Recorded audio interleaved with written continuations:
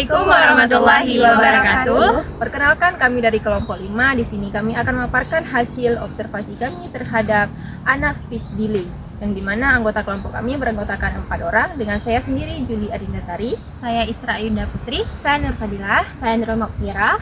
Selamat menyaksikan video yang kami paparkan. Teman-teman, ada yang tahu nggak apa itu istilah anak berkebutuhan khusus atau yang disingkat dengan ABK? Nah, di sini saya akan jelaskan sedikit apa itu istilah anak berkebutuhan khusus atau ABK. Yang dimana anak berkebutuhan khusus ini yaitu anak yang mengalami hambatan dalam segi fisik, sosial, emosional maupun mentalnya. Anak berkebutuhan khusus ini mereka juga membutuhkan pelayanan ataupun pendidikan khusus agar tumbuh dan kembangnya dapat tercapai secara optimal. Jadi, kami telah mengobservasi salah satu anak berkebutuhan khusus yaitu speech delay yang berinisial M. Dia berusia 5 tahun, yang beralamatkan di Jelingke, dan ia juga sedang bersekolah di PAUD Harsha Ceria Jelingke, Banda Aceh. Oke teman-teman, saya akan menjelaskan tentang apa itu speech delay. Speech delay ataupun keterlambatan berbicara adalah kondisi di mana ketidakmampuan berbicara seorang anak itu berada di bawah tingkat standar yang seharusnya sudah dicapai oleh anak saat usianya. Ciri-ciri utama anak yang mengalami speech delay ini ialah mereka kurang merespon suara di sekitarnya, banyak berbicara, kemudian mereka juga sulit untuk memahami instruksi ataupun perintah, dan juga mereka sulit untuk menjelaskan apa yang mereka inginkan, dan kita juga sulit untuk memahami bahasa mereka.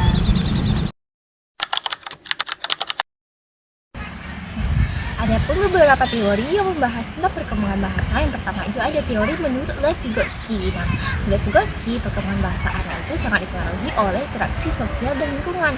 Nah, Vygotsky juga menekankan bahwa proses perkembangan bahasa anak itu terjadi melalui social interaction, di mana ketika anak berkomunikasi atau berinteraksi dengan orang tua, teman sebaya, guru ataupun orang-orang sekitarnya. Nah, jika anak ini kurang stimulasi atau kurang interaksi bersama orang lain, maka ini akan dapat menghambat perkembangan bahasa anak. Yang dalam konteks ini, teori ini menjelaskan bahwa anak ini manusia seperti ini membutuhkan pendampingan dan interaksi yang aktif, sehingga dapat membuat perkembangan bahasanya itu dapat berkembang secara optimal. Nah, yang kedua ada teori menurut Jean Piaget. Nah, menurut Jean Piaget, perkembangan bahasa anak itu mengikuti tahap perkembangan kognitif anak. Nah, pada usia bersekolah, anak berada pada tahap pra-operasional, di mana bahasa berkembang seiring dengan perkembangan kemampuan berpikir simbolik. Nah, jika perkembangan kognitif anak ini belum optimal, maka kemampuan bicara juga bisa terlambat. Jadi, speech delay ini bisa terjadi ketika perkembangan kognitif anak tidak sesuai dengan perkembangan bahasa anak. Nah, yang ketiga ada teori menurut Albert Bandura.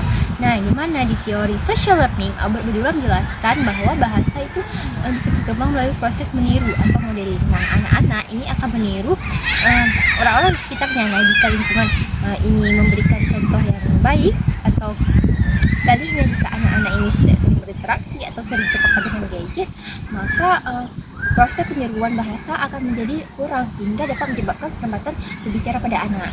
Nah, berdasarkan teori ini dapat disimpulkan bahwa speech delay tidak hanya terjadi karena faktor medis, tetapi juga bisa terjadi karena faktor kognitif, lingkungan maupun stimulasi.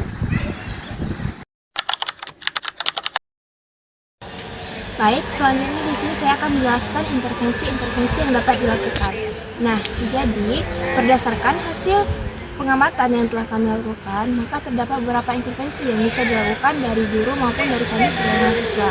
Nah, jadi dari hasil wawancara yang telah kami lakukan, guru menjelaskan bahwa ada beberapa intervensi sederhana yang telah dilakukan, yaitu seperti sering mengajak anak berkomunikasi ataupun berbicara pada saat proses pembelajaran berlangsung maupun pada saat bermain.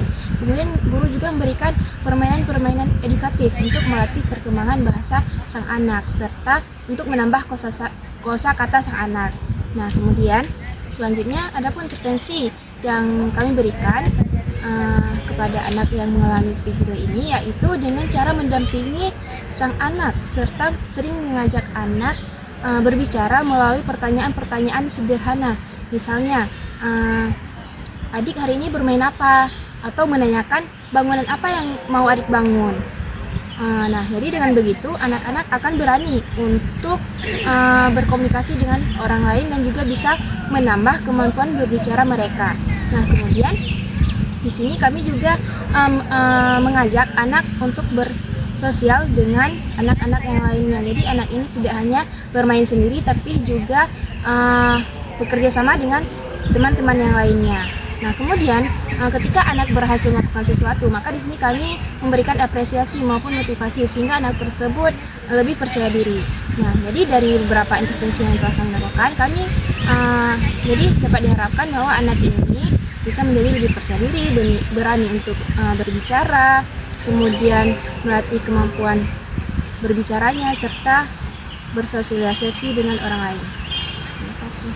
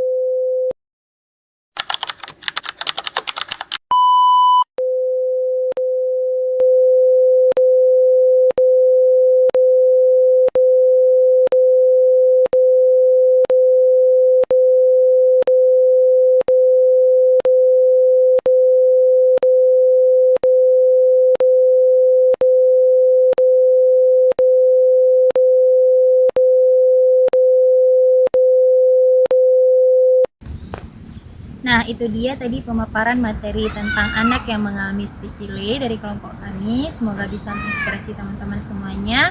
Apabila ada kekurangan kami mohon maaf. Wassalamualaikum warahmatullahi wabarakatuh.